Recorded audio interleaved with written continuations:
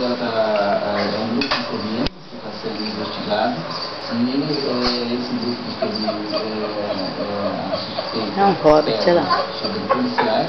O conselho de contato por telefone com Vânia ofereceu ajuda. Vem cá. Direitos Humanos propõe que Vânia e toda a família de Antônio Carlos entrem para o programa de proteção à testemunha. E eles se sentem mesmo ameaçados, mas ainda vão avaliar a proposta, porque nesse caso teriam que mudar de casa e talvez até de cidade. Vamos procurar ver como que é, vamos reunir a família e vamos entrar numa coisa que é melhor pra gente. Os vizinhos Né? também têm medo. Vem cá. O menino foi na rua mais com medo que aconteceu. Aquele menino não devia nada pra ninguém. Dizem que Antônio Carlos, apesar da deficiência, trabalhava e não tinha envolvimento com o crime. Aqui foi realmente por ele. Sobe, vem cá, mamãe. Como é que a gente vai correr atrás do policial de estudar? Se ele mesmo pode ser o nosso próprio inimigo.